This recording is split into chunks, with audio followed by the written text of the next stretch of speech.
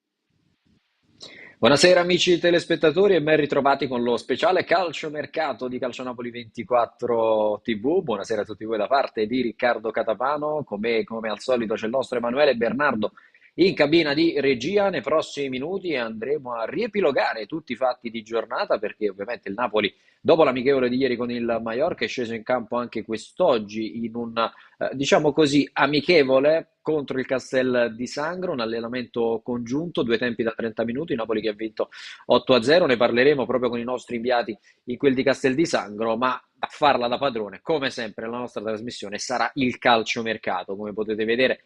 Tanti aggiornamenti, le ultime su Kepa, ovviamente su Raspadori, su Simeone, la questione centrocampista, Zielinski, le cessioni, il rinnovo di Fabian, tantissimi aspetti che andremo ad analizzare da qui ai prossimi minuti. Prima di salutare però chi con me sarà questa sera, vi ricordo come seguirci sul 79 del digitale terrestre, Calcionapoli 24 TV, ma anche sui nostri canali social, quelli ufficiali di Twitch, di YouTube ed anche di Facebook, ai quali vi invito ovviamente ad iscrivervi, basta cliccare insomma con il pulsantino il mi piace o unisciti e quindi il gioco è fatto per non perdervi tutti i nostri contenuti esclusivi e tant'altro. Ma come vi dicevo, questa sera non sono da solo perché è un piacere avere al mio fianco, come di consueto, il nostro Bruno Galvan. Ciao Bruno, come stai?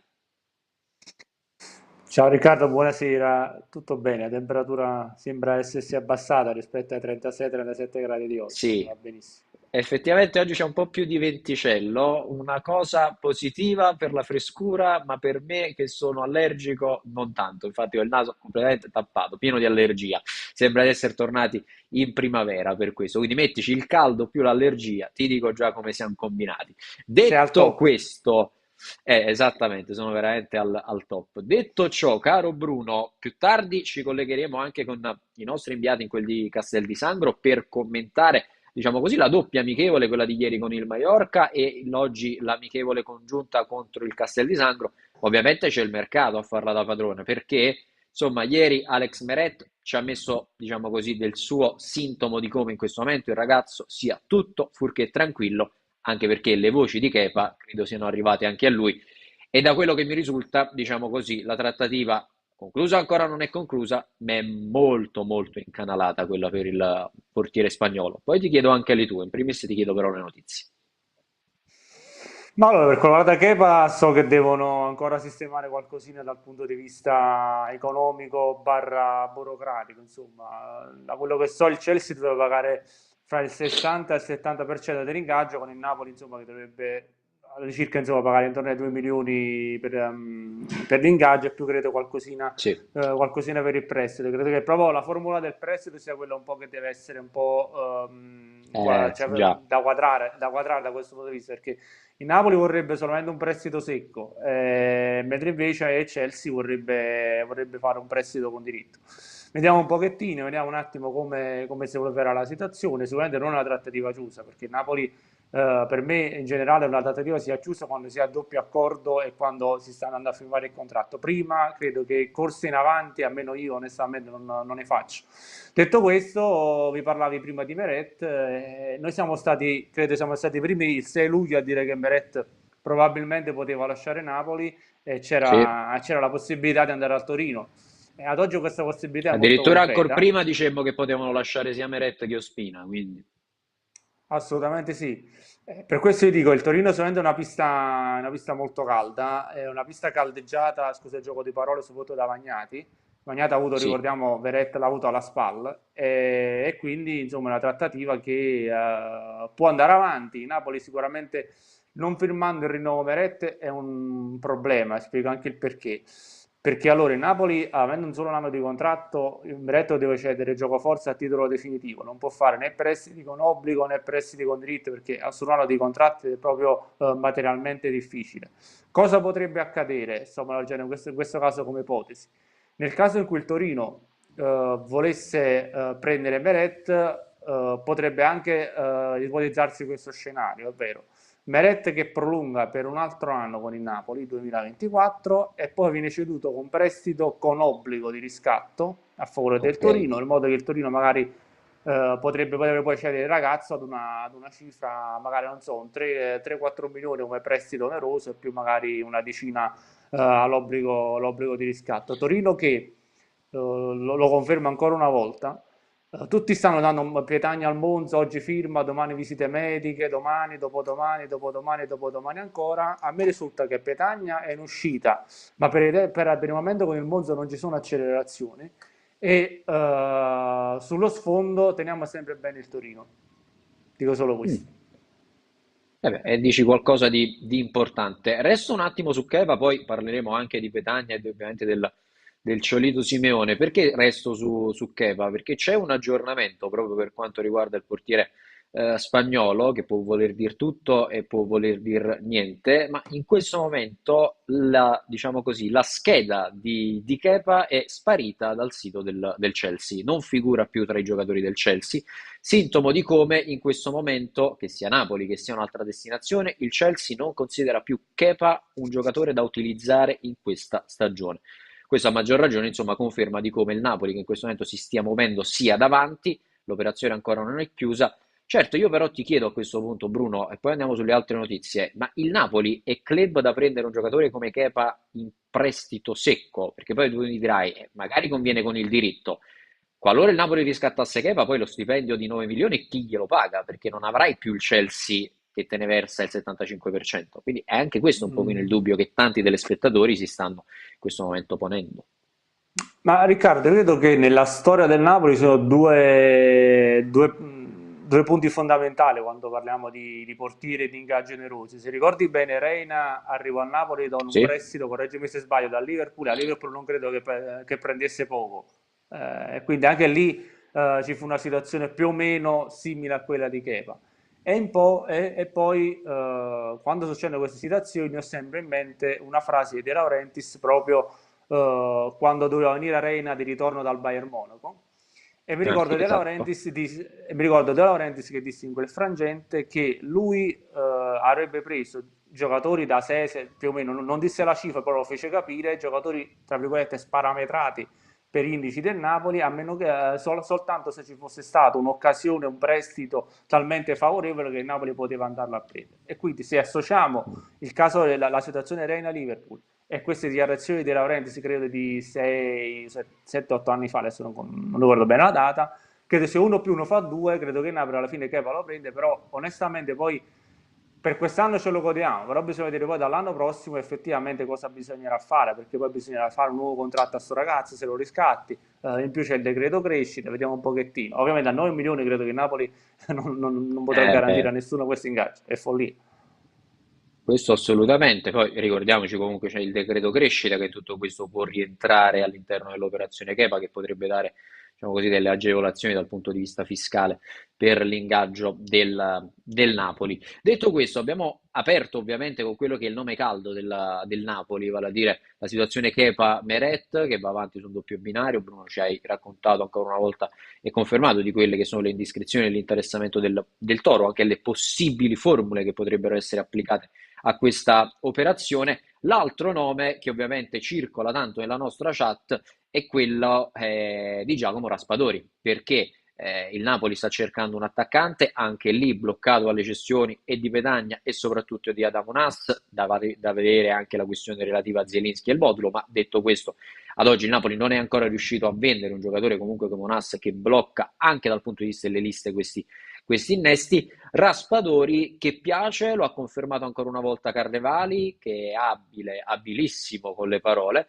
che ha confermato però che c'è anche la Juventus sul ragazzo. Allora ti chiedo a questo punto quanto la Juventus, che il Napoli sia interessato lo sappiamo, quanto realmente la Juventus è interessata e quanto crede Bruno Galvan che le parole di Carnevali siano anche, diciamo così, messi un pochino lì ad hoc per mettere pressioni al Napoli, perché se ci metti la scadenza già data dal Sassuolo, più il pressing della Juventus, praticamente Carnevali sta dicendo a De Laurentiis o ti muovi e chiudiamo nel giro di poche ore, oppure l'affare rischia di saltare. Ci sono andato molto lontano?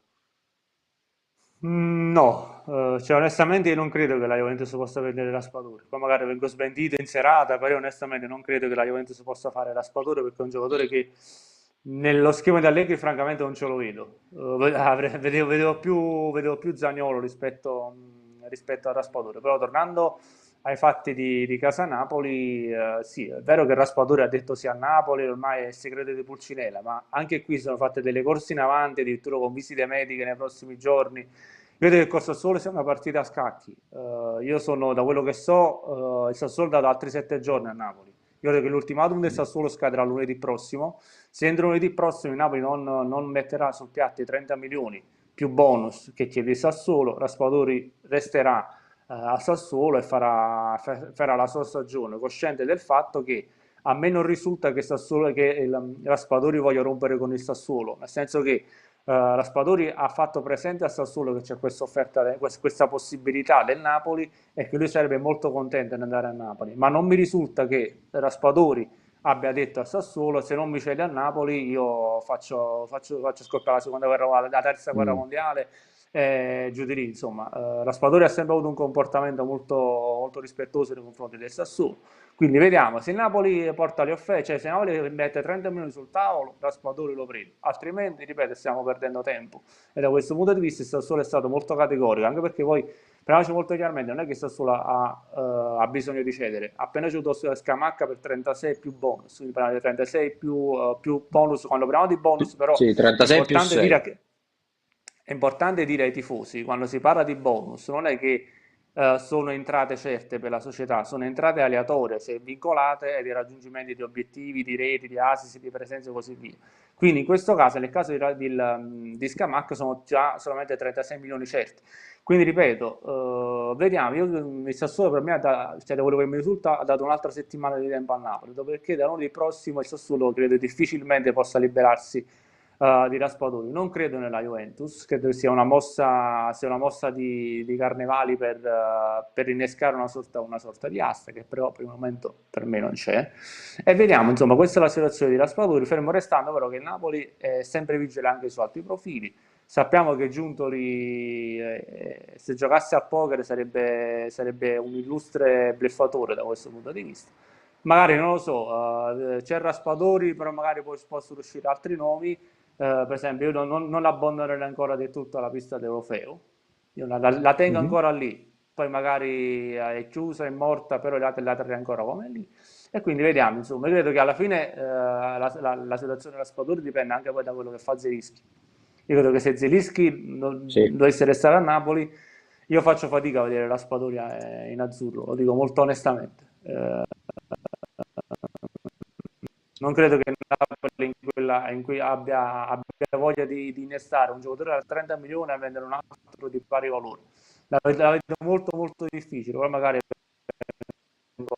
vengo smentito, però in questo momento anche la situazione Zelinski è un problema da questo punto di vista. E comunque non ci sono segnali, stato per tutto il mercato del Napoli, le uscite corrisponderanno alle entrate, quindi se uscirà Zelinski potrebbe entrare un come Raspadori sempre. o un giocatore simile. Se esce Petagna, entra Simeone o chi per lui, quindi questa è la situazione, però ripeto, c'è ancora un mese di tempo, il mercato non è finito, vediamo. Certo, in questo momento l'obiettivo prioritario è quello del portiere, insomma, questo lo abbiamo capito, è abbastanza assodato. Leggo qualche messaggio, voglio scatenare un po' la chat. No, ragazzi, il termosifone alle spalle è spento e c'è l'aria condizionata, quindi si sta freschi, non vi preoccupate, non vi fate venire niente, andate tranquilli.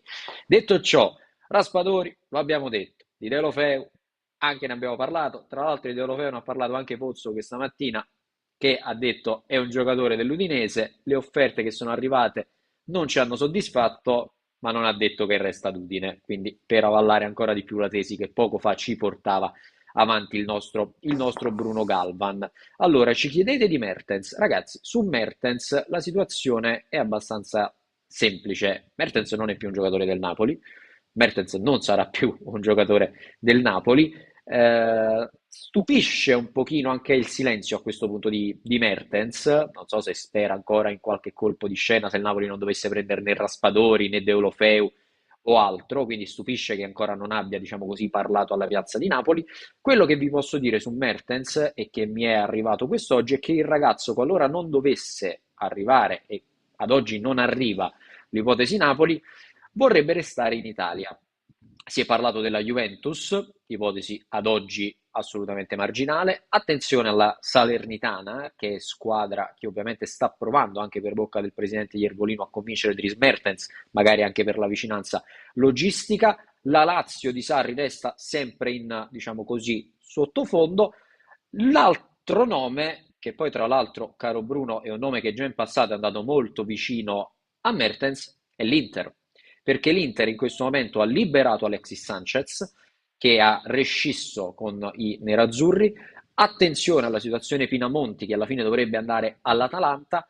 Potrebbe uscire anche Edin Dzeko e in quel caso occhio che Marotta potrebbe tornare su Dries Mertens. Questo quindi per far capire come ad oggi, nonostante ci siano tante piste anche all'estero, diciamo che per quanto riguarda Mertens, il desiderio, fatto sta che insomma a Napoli ad oggi non ci resta e difficilmente le cose cambieranno, però il desiderio di Mertens è quello di restare in Italia e quindi queste possono essere varie ipotesi sul banco del belga, che in questo momento diciamo non ha rilasciato dichiarazioni di saluto per Napoli, se ne sta occupando più la moglie, mettiamola così Bruno, con qualche messaggio qui e lì sui social, però c'è attesa anche per quello che poi sarà comunque il saluto ufficiale di Dries Mertens. Leggo qualche altro messaggio che ovviamente ci arriva sulla Tra nostra l'altro chat, poi, oltre agli immancabili A16. Vai Bruno, intanto io trovo qualche tra l'altro messaggio poi carino che so che ti possa prima, piacere. prima menzionavi l'Inter, no? C'è da dire che Sì, Mertens ha un rapporto più che speciale con Lukaku, se ricordi. esatto, tra E l'altro. quindi potrebbe essere questo non so, un indizio, però io su Mertens una cosa la devo dire, anche se è impopolare, però la devo dire, perché è quello che penso. Io credo che un giocatore a 35 anni, che il primo agosto va ancora in vacanza da Capri, dove vuole lui, e non ha trovato squadra e non pensa ad allenarsi, per me è mortificante. Perché non stiamo parlando di un Eh, giocatore normale, stiamo parlando comunque di un giocatore che ha fatto la storia del Napoli e io se fossi Mertens mi sentirei, non dico mortificato, però psicologicamente mm. guarda che è dura, eh. Non è semplice. No, Comunque non questo stiamo sì. parlando di un ragazzino, non stiamo parlando comunque di un ragazzino. Se al primo agosto hai 35 anni e per quanto ti puoi allenare da solo, non è mai una preparazione che fai con una squadra. Già adesso diventa, già parti dietro, se vai in qualsiasi squadra parti dietro come preparazione Mm. fisica, come altro, è un problema per Mertens questo. Cioè, non è che, ti ripeto, non stiamo parlando di un ragazzino, cioè, sai, ha fatto 10 gol, ne ha fatti pochissimi. Parliamo comunque di un giocatore che ha fatto la storia del Napoli, lo dicono i numeri. Se a 35 anni, il primo agosto, io devo vedere Mertens che va in vacanza da una Capri piuttosto che a Procita o a Fuorigrotta o dove vuole lui, per me, io per come immagino Mertens, per me è umiliante e mortificante vedere un giocatore del genere ancora in vacanza il primo agosto. Ma non so cosa c'è dietro, non lo so, magari sta aspettando una squadra, non lo so. Però se devo analizzare in maniera fredda la situazione, dico che è una situazione che sta danneggiando Mertens. Leggo qualche messaggio. Allora, Diego Palumbo ci chiede con insistenza: ok, Mertens non resta, ma chi arriverà al suo posto? Ragazzi, i nomi sono quelli là, ve li abbiamo fatti. In questo momento Raspadori, lo stesso De Deulofeu, se non dovesse arrivare Raspadori, i nomi per sostituire di Mertens sono quelli lì, anche tatticamente. Quindi i nomi ci sono, ecco, non penso che arrivi qualcuno a sorpresa in quel ruolo. Ci chiedono a questo punto di Simeone, caro Bruno, facciamo questo botta e risposta con la chat. Simeone Dortmund, il Napoli deve preoccuparsi, rischia la beffa? Al momento no, però se devo dirti che tra Borussia e Napoli il calciatore possa preferire insomma, Napoli piuttosto al Borussia Dortmund, scendere un attimo cauto. Anche lì è un problema di tempistica, il Napoli lì è padrone del suo destino, è come il Raspadori. Se riesce a fare Sì. Petagna in maniera veloce, ormai Petagna stiamo da 3 settimane a dire che è del Monza, ha firmato le firme di visite mete, se Petagna non va al Monza ti frega un problema ci sarà col Monza, no, non è che il Napoli sia così, cioè non è che il Monza ci mette 300 anni a prendere un giocatore come il Napoli si mette per sé, evidentemente c'è un problema, mentre non c'è un accordo sulla formula, io so che non c'è un accordo, questa è la cosa che dico io, non c'è un accordo sulla formula.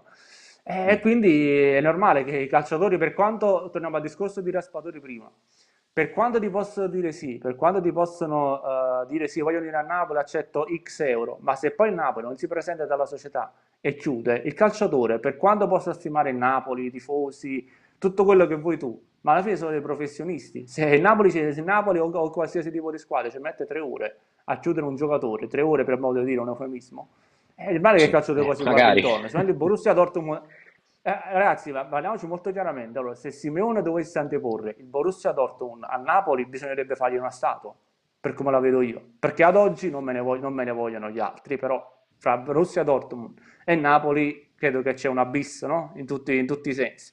Quindi ripeto, Un se Simeone abisso dovesse forse anteporre proprio no, Non mi però c'è sente a me? differenza. Ok.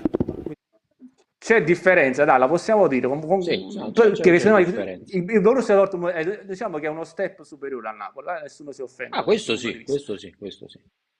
Quindi per questo dico, se Simeone dovesse ancora una volta dire guarda, c'è la Borussia Dortmund, io non sto in parola con Napoli, non mi interessa, non voglio sapere niente, credo che Simeone dovrebbe essere già apprezzato per quello che potrebbe fare. Però al contempo io capirei anche Simeone davanti a una proposta del Borussia Dortmund dice caro Napoli, io ti sto aspettando da un mese, non mi hai fatto sapere niente, non trovi un accordo col Verona, è normale che adesso mi devo guardare intorno. È una situazione delicata, però ripeto, io non mi farei prendere dalla frenesia. In questo momento del mercato non ti devi far prendere dalla frenesia perché i giocatori ci sono e molte società hanno bisogno di cedere. Quindi più si avvicina alla scadenza e più magari i prezzi vengono calmierati da questo punto di vista. Quindi, ripeto, bisogna avere calma, non farsi prendere dall'ansia e restare cauti perché io sono convinto che il Napoli alla fine completerà la rosa. Di Riffo di Raffa, il Napoli completerà la rosa e farà una squadra competitiva. Allora, ragazzi, non abbiamo detto che Raspadori viene al posto di Zielinski, abbiamo detto che Zielinski è tra i giocatori in uscita e l'eventuale uscita di Zielinski ovviamente porterebbe dei soldi, ma non è che se esce Zielinski Raspadori viene al posto di Zielinski, se esce Zielinski ne arriva un altro al posto di Zielinski, arriva un altro centrocampista al posto di Zielinski, giusto per dire questa. Ragazzi, io sono d'accordo con Bruno. In questo momento il Borussia Dortmund tra progetto, tra nomi, tra impianto è uno step superiore al Napoli, così come la Bundesliga rischia di essere uno step superiore alla Serie A. In questo momento la realtà è questa, soprattutto se poi leggo nella stessa chat che secondo voi il Napoli lotta per il settimo, ottavo, nono posto, il Borussia Dortmund in Italia non fa settimo, ottavo, nono posto, no? Quindi c'è un po' di contraddizione rispetto a quello che state scrivendo, mettiamola così. Emanuele Bernardo mi dice però, caro Bruno, che siamo pronti per andare in quel di Castel di Sangro, dove c'è il nostro Marco Lombardi. Giusto, Emanuele? C'è Marco? C'è proprio il nostro statuario Marco Lombardi. Ciao Marco, buonasera. Ciao Riccardo, buonasera a te, buonasera a Bruno e a tutti i nostri telespettatori. Allora, caro Marco, ieri l'amichevole col Mallorca, oggi allenamento congiunto con il Castel di Sangro, per chi ovviamente ha giocato di meno in questi giorni. Raccontaci un pochino che tipologia di partita è stata. Ricordiamo, il Napoli ha vinto ovviamente 8-0, due tempi da 30 minuti l'uno. Chi ti ha stupito di più, diciamo così, in questa, chiamiamola anche amichevole, come la vogliamo definire, allenamento congiunto? È stata a tutti gli effetti una gara amichevole dalla durata di 60 minuti, due tempi da 30, con il Napoli che è andato in vantaggio per 2-0 nel primo tempo con le reti di Mattias Olivera e Adam Onas. Nel secondo tempo poi gli azzurri si sono scatenati con 6 reti. Andiamo anche a leggere quali sono state le altre marcature, ovvero doppietta di Zerbin, gol di Juan Jesus, gol di Gaetano, gol di Zedadka e un'altra rete di Onas, anche lui a segno con una doppietta. Per quanto riguarda poi il secondo tempo, c'è da sottolineare come il Napoli sia poi schierato con soli 10 uomini, perché è uscito Ambrosino rispetto all'11 iniziale e non è stato sostituito, credo, diciamo, un po' per abbassare un po' quella differenza di valori tecnici in campo fra Napoli e Castel di Sangro, che appunto era evidente già nel corso del primo tempo. Poi nella ripresa, nonostante l'inferiorità numerica, il Napoli è dilagato, vincendo poi 8-0 in questa gara che è stata a tutti gli effetti una amichevole vera e propria. Chi mi ha impressionato di più, mi chiedevi Riccardo, sicuramente Sì. Alessio Zerbin e Mattias Olivera, che sulla fascia sinistra hanno creato davvero tantissime occasioni, e ho detto tra l'altro in diretta durante la cronaca della gara, ho detto sia a Claudio Russo che a Lorenzo Sorianello che sembrava quasi che questa amichevole fosse stata creata e messa in atto ad hoc per Mattias Olivera, perché sistematicamente tutti i suoi compagni di squadra andavano a cercare l'uruguaiano che poi si diciamo, inseriva per quanto riguarda le folate offensive della squadra azzurra, che appunto ha visto Olivera in vero e proprio mattatore di questa gara, insieme appunto ad Alessio Zerbin e lo stesso Adamo Nas, che ricordiamo ha segnato una doppietta, di cui un gol su rigore, ed era reduce da tanti e tanti giorni di allenamento a parte da solo, quindi fuori dalla rosa della squadra, ma negli ultimi 2 allenamenti ha preso parte alle sedute insieme al resto della squadra, e oggi appunto ha giocato questa gara, e ieri era anche fra i convocati appunto di Napoli-Mallorca. Quindi un appuntamento, quello di oggi, contro il Castel di Sangro, che ha dato sicuramente modo a tutti coloro i quali avevano giocato poco di mettere minuti nelle gambe e magari anche di provare appunto quest'asse mancino fra Mattias Olivera, Elmas e lo stesso Alessio Zerbin, che al momento dovrebbe appunto restare in azzurro. Comunque si vedrà poi quale sarà il suo futuro. Bruno, No, vabbè, più che altro, beh, al di là di salutare l'immarcescibile Marco Lombardi, no, più che altro a me è Ciao una Bruno. considerazione, è altra una considerazione, nel senso che noi in questo ritiro sia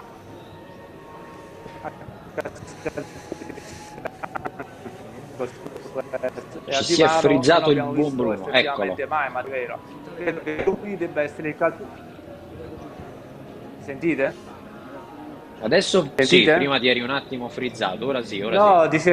No, dicevo che tra Di Maro e Castel di Sangro non abbiamo mai avuto modo di vedere Matteo Olivera. Io credo che lui debba essere un po' l'osservato speciale di questi ultimi giorni di ritiro, perché secondo me è un giocatore che ancora non si è fatto conoscere per il valore che ha. Purtroppo è stato infortunato, ha avuto problemi fisici, quindi al di là di una bella visita a Pompei, perché visto che ha avuto un po' troppi problemi fisici, ieri l'emicrania, l'altra volta prima della nazionale ha avuto un problema al ginocchio, innanzitutto gli voglio augurare che deve stare bene fisicamente, e poi sono convinto che questo è un altro calciatore che può fare molto bene, perché a differenza di Mario Rui ha più struttura fisica e in fase offensiva ci può dare qualcosina in più rispetto a Mario Rui.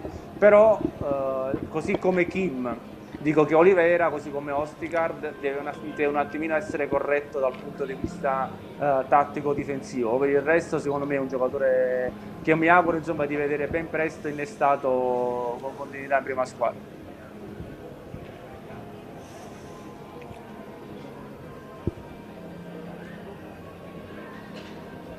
Marco, ci senti? Ah, ok. Sì, vi sento Riccardo, pensavo che fosse solo una Ok, considerazione perfetto. di Bruno, No, no, non no, no, rivolta penso che a Bruno... me. Sì, Sì, ti sì, vi stesse sento chiedendo perfettamente. di Mattias Olivera.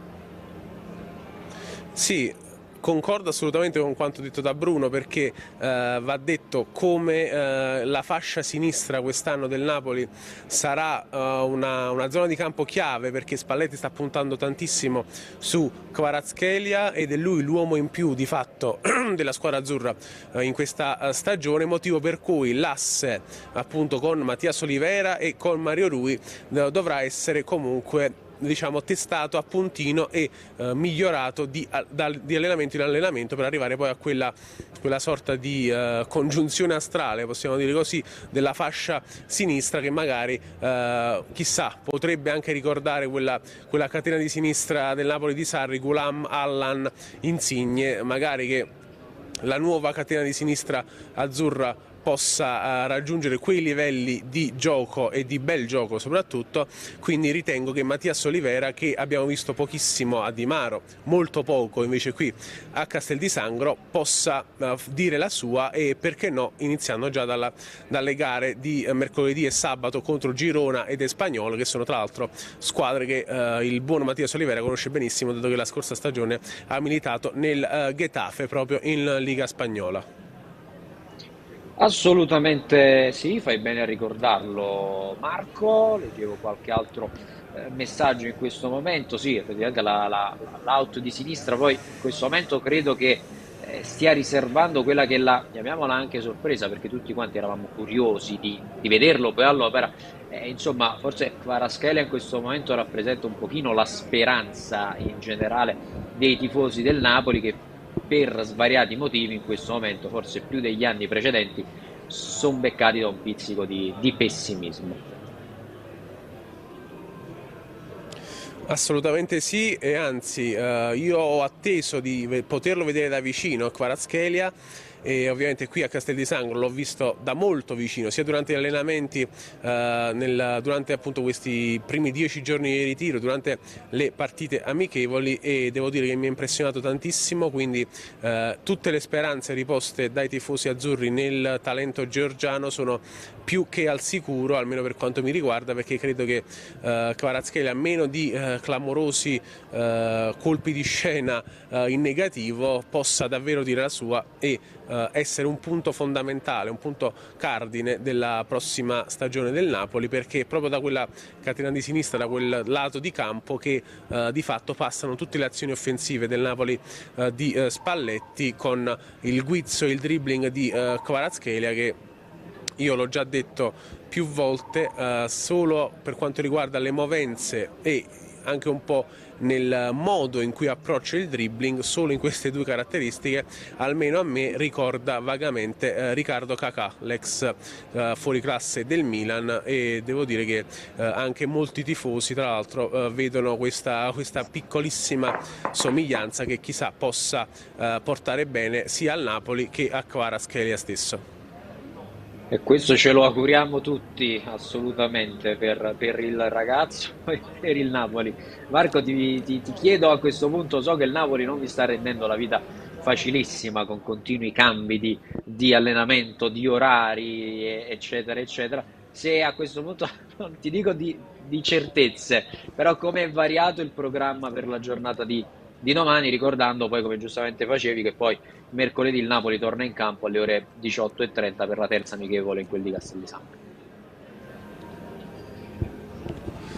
Assolutamente sì, Riccardo. Diciamo da oggi in poi diremo secondo quanto risulta dal programma attuale, così per Esatto. evitare poi appunto modifiche in corso d'opera. La giornata di domani, martedì 2 agosto, vedrà il Napoli allenarsi alle ore 10 allo stadio Teofilo Patini per la seduta mattutina d'allenamento, che sarà aperta al pubblico e aperta anche alle nostre telecamere. Nel pomeriggio invece allenamento alle ore 17:30 a porte chiuse, quindi né tifosi né noi giornalisti potremo accedere al campo. Vi ricordo poi inoltre tutti gli appuntamenti per domani qui a Castel di Sangro, ripeto, dalle ore 10 allenamento mattutino in diretta video da noi a Calciopoli 24 TV e su calciopoli24.it e sul nostro canale YouTube.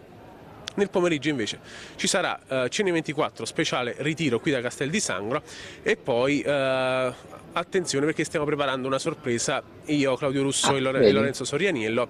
Non dico nulla, basatevi solo su quanto abbiamo prodotto per quanto riguarda le vigilie delle scorse due amichevoli e magari diciamo, riuscite a capire di cosa si potrà trattare questa nostra sorpresa, mentre un'altra piccola nota a margine relativa a cosa potrà accadere domani, martedì 2 agosto, qui in Ritiro del Napoli a Castel di Sangro. Potrebbe esserci una sorpresa per i tifosi qui in piazza del Plebiscito domani sera. Appena avremo l'ufficialità, ovviamente ve ne renderemo conto sia sul nostro sito che qui in diretta, quindi domani sarà una giornata molto ricca sia dal punto di vista degli allenamenti sia per quanto riguarda appunto delle sorprese per voi da casa. Invece chiudo dicendo che appunto mercoledì poi l'appuntamento è direttamente al campo alle ore 18:30 per la partita contro il Girona, perché anche mercoledì l'allenamento sarà a porte chiuse, quindi rifinitura a porte chiuse.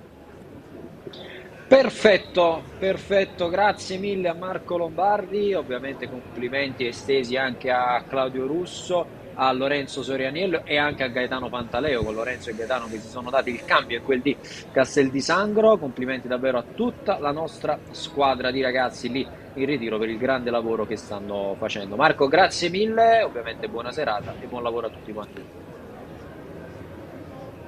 Ciao Grazie a te Marco. Riccardo, un saluto a te, a Bruno Galvan e a tutti i nostri telespettatori. Buona serata.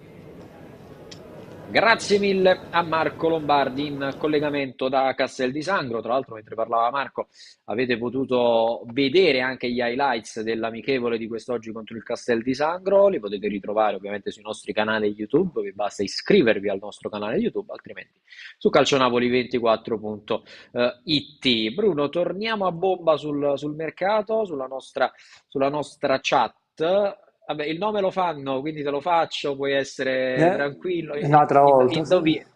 Sì, lo chiedono, lo chiedono. Io poi lo devo nominare per forza perché proprio ce l'ho da contratto. Szoboszlai No, Napoli, però risulta. no, questa cosa che ogni estate io mi devo sorbire il tormentone di un calciatore che non può venire, ok, o che non c'è una trattativa, no, a me fa piacere perché significa che i tifosi del Napoli hanno grande fantasia. Quindi prima era Cavani, l'anno scorso, ecco, correggimi se sbaglio, no, era un altro Anche giocatore, grande no, competenza, devo dire la no, verità, perché assolutamente sì. Per l'amor di Dio, magari venisse solo. Però noi dobbiamo eh, no, facciamo la squadra dei sogni e dopo i tifosi ci danno, dopo rischiamo di fare di avere il TSO se andiamo al pronto soccorso. Dicevo, sto probabilmente non c'è nulla. È una cosa che sta circolando su Twitter, c'è gente che lo sponsorizza, ma non c'è nulla, c'è Slide, ragazzi. Questa è la verità. Poi, per io l'amor però di te lo Dio, poi devo se volete chiedere sognare. perché No, vabbè, ma tanto lo so che fino al 31 agosto almeno una volta al giorno me lo chiederanno. Ragazzi, per il momento non c'è nulla. Poi, se voi sì. volete, non lo so, volete sognare, sognate, ma la realtà è un'altra cosa. Anche perché poi, vedendo un po' i messaggi della chat, c'è una depressione totale. C'è chi addirittura adesso non Tantissimo, ricorda. tantissimo. No, c'è poi, adesso non ricordo il nick che ho visto il nickname che ho visto in chat, diceva perché non si parla della serenità in attacco del Napoli? Ragazzi, noi siamo al 1 agosto. Se dovessimo fissarci sui risultati delle amichevoli, per me significa che chi si fissa sul risultato delle amichevoli, in bene o in male, significa che di calcio non capisce nulla, lo dico molto seriamente, perché cioè adesso in questo frangente di mercato anche gli stessi tifosi del Napoli stanno magnificando, dico una squadra uno su tutte, no? La Roma ha preso Dybala, ha preso Belotti, Matic, sta chiudendo Giorgino Wijnaldum, poi ricordiamo la Roma ha perso l'amichevole con l'Ascoli. Quindi, cosa voglio dire? Che le amichevoli vanno viste con il giusto metodo di giudizio. Io credo che in questo momento, vedendo anche un po' le amichevoli del Napoli, secondo me a Napoli manca qualcosina sulla tre quarti. Manca qualcosina di Sì. inventiva, di creatività, perché Di secondo me se raccordo no con Osimhen. Sì. esatto, perché altrimenti la sensazione che ho io è che rischiamo di essere un Cavara dipendente per tutto l'anno. Nel senso che è l'unico che fino a Sarebbe... è l'unico che in questo momento può accendere la luce, anche perché poi, apro e chiudo parentesi, Kvara io me lo sarei già aspettato così pimpante dal punto di vista fisico, perché l'esperienza degli altri è uno che è arrivato più o meno, che giocava fino a poco tempo fa rispetto agli altri calciatori. Quindi anche dal punto di vista fisico è normale che sia un po' più brillante rispetto ad altri. Però secondo me a Napoli manca un po' di inventiva sulla tre quarti e qualcuno che possa velocizzare la manovra, perché in questo momento anche ieri l'abbiamo visto. Vuoi magari per motivi di mercato, vuoi anche soprattutto per condizione fisica, in questo momento non è il Fabian che conosciamo e non è nemmeno Zelinski che conosciamo, anche se però, ripeto, Zelinski sono tanti anni che vorrei conoscerlo onestamente per il suo valore e non magari in base a 3 partite da 8 e il resto poi da 4 in pagella. Per questo vi dico, a Napoli serve qualcosa lì sulla tre quarti, un giocatore che possa imbucare Osimhen di prima per velocizzare la manovra, e credo che il Napoli lì deve lavorarci, perché è un peccato poi, perché alla fine anche lo stesso Osimhen, premesso che per me sta migliorando a vista d'occhio, anche nella difesa del pallone lo vedo migliorato, e questa è un'ottima notizia per quanto riguarda il Napoli, però secondo me è indubbio che sulla tre quarti il Napoli manca qualcosa. Sì, no, su questo sono d'accordo. Serve un uomo di raccordo, qualcuno che ti possa anche garantire magari un'alternativa di gioco, di costruzione, perché è vero che questo Napoli andrà molto più verticale, ma non puoi neanche aspettarti di lanciare sempre e comunque in verticale Lozano, che non è un costruttore di gioco, o affidarti all'uno contro uno Ma di Riccardo, Kvaratskhelia. guarda, Quindi io ti c'è dico, io ti bisogno di dico un'alternativa sulla tre quarti, sì. ma Riccardo, secondo me allora io ho rispetto per Spalletti, che sicuramente ne sa più di me di te a livello di calcio giocato, però io Lozano a destra io non ce lo vedo. Per me Lozano deve giocare lato sinistro del campo, uno deve venire nel campo e deve andare a chiudere la porta. Io allargo a destra, ditemi quello che volete, a me non convince, non lo so, è come se gli mancasse qualcosa.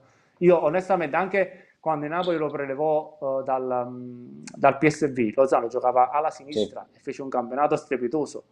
Io Lozano lo proverei in quella zona di campo, fermo restando che per me Kvara può giocare a destra, a sinistra, ormai è un giocatore che per me può fare tutti i ruoli in avanti. E quindi onestamente io a destra anche lì qualcosina andrei a fare. Fermo restando che, ripeto, c'è Politano che è anche quello un punto interrogativo. Fermo restando che hanno fatto, si dice insomma che abbia fatto pace con Spalletti, però io sono sempre del parere che quando qualcosa si rompe è difficile poi aggiustarlo. Questa è una mia idea, un mio parere da questo punto di vista. E secondo me il Napoli deve proprio innestare qualcosina da tre quarti sul lato destro, anche perché poi lo stesso Kvaratskhelia, no, non è che ha un giocatore che lo possa sostituire, parliamoci molto chiaramente. Quindi, ripeto, No, prendere non un ce altro l'ha. esterno, prendere un A altro meno che non tieni esterno, Zerbini secondo in me, rosa, però, ovviamente.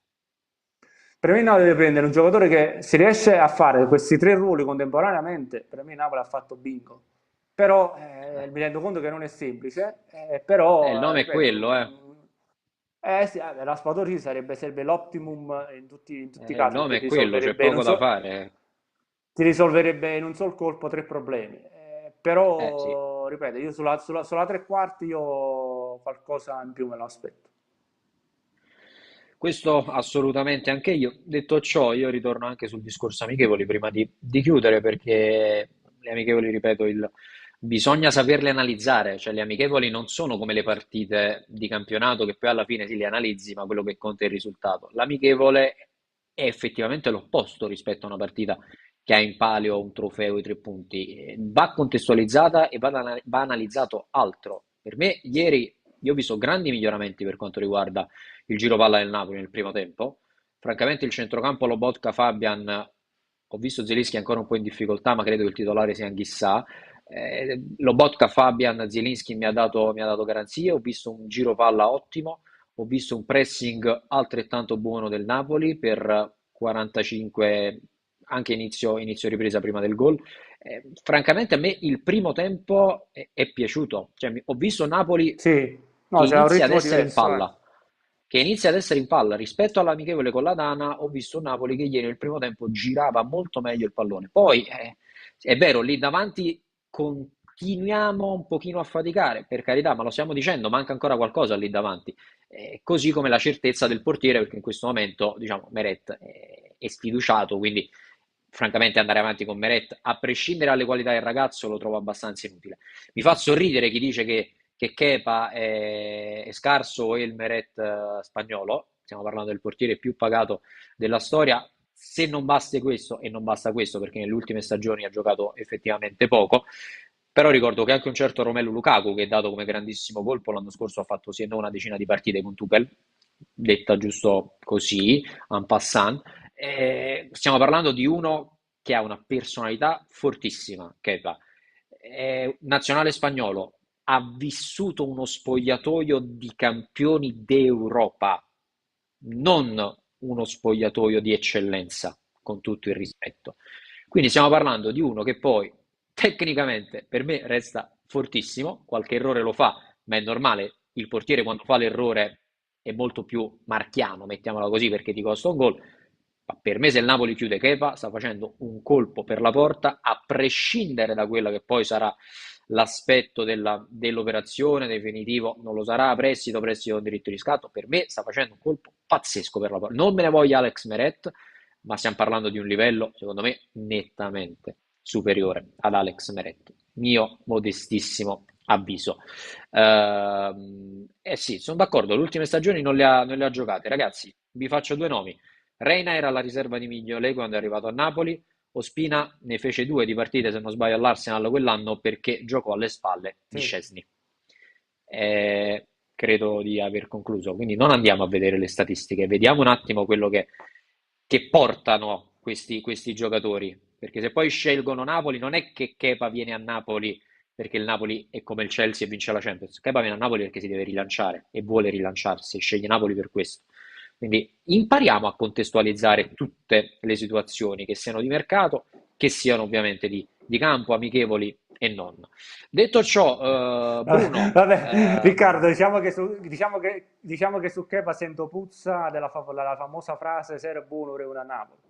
sì, Questa esattamente, sento se era proprio buono puzza di Revanà, questa frase. poi diciamo che qualche giocatore che non era buono, o meglio considerato non buono, poi qua ha aperto un ciclo, mettiamola proprio così. Mi ricordo di Higuain, se Beh. era buono ce lo davano al Napoli, Reina se era buono veniva al Napoli, eccetera, eccetera, eccetera. Ma lo stesso Kvaratskhelia, ma secondo voi un club come il Real Madrid non lo prende se questo era buono? Ecco, invece è così, si tende un pochino certe volte ad esagerare in un verso o in un altro per quanto riguarda il Napoli, ma lo capisco, il tifoso è normale che sia preoccupato, però dico, tra le varie preoccupazioni, certe volte cerchiamo di analizzare anche con un po' di razionalità quello che succede e nel mercato e nel campo da gioco, perché poi alla fine forte, non forte, scarso, super colpo, crack o altro, sarà il campo a stabilirlo, ragazzi. Noi in questo momento ci stiamo divertendo a fare pronostici, che francamente ci fanno passare il tempo, va? Ci fanno passare il tempo, ci fanno passare l'estate. Ma poi quello che decide sarà sempre il campo. In questo momento quello che dirà il campo, noi non lo possiamo sapere nella maniera più assoluta. Bruno, siamo Posso fare una arrivati chiosa in finale? Una chiosa conclusione. Ti volevo finale lasciare proprio la chiosa finale. Sì, sulle amichevoli. vai. Prima mi hai lanciato un ass. Allora, noi a Napoli abbiamo fatto molto casino e l'abbiamo detto sui prezzi delle amichevoli, no? 30-40 euro, proprio un prezzo osceno, ok? Però volevo dire a chi ha contestato giustamente, perché il prezzo 30-40 euro è tanto, che la Quello sì. Juventus a Villar Perosa, Juventus A contro Juventus B, ha messo in vendita i biglietti, lo ripeto, Villar Perosa, Juventus A contro Juventus B, prezzi 57,50 euro e credo intorno ai 35 euro i biglietti della gradinata, adesso non ricordo bene il settore, quindi lo ripeto, 57,50 euro e 35 euro credo e 50 o 35 euro. Con questo cosa voglio dire? Voglio dire che ormai il calcio non è più dei tifosi, il calcio è solamente business e se i tifosi di Serie A, B, C, D riescono a capire, a protestare un po' come quando c'era la Superlega, no? Quando c'era la Superlega abbiamo visto striscioni ovunque, no, non vogliamo la Superlega, ci indigniamo, eccetera, eccetera, però per me poi è un'ipocrisia perché se non si accetta la Superlega e si accettano poi questi prezzi di amichevoli, alla fine è come se fosse, tra virgolette, il calcio solamente per chi se lo può permettere. E mi riferisco alla Villa Perosa del caso, a Napoli a Casa di Sangue del caso, oppure allo stesso PTV o il Leve Sport, o che ne so, DAZN piuttosto che Sky. Ormai il calcio non è più del popolo, il calcio sta diventando un bene di lusso che solamente pochi, sempre più poche persone se lo potranno permettere. Ed è questo è molto molto triste. Assolutamente sì, questo è un altro, diciamo così, tema da trattare, lo faremo magari nelle prossime edizioni di speciale calciomercato, ricordando che domani tornano anche Ciro Venerato e Luca Cerchione con noi per tanti altri aggiornamenti. Bruno, noi invece siamo arrivati in conclusione anche di questa serata, quindi a me non resta che ringraziarti per essere stato anche questa sera con noi. Grazie mille. Grazie a te Riccardo, buonasera a tutti.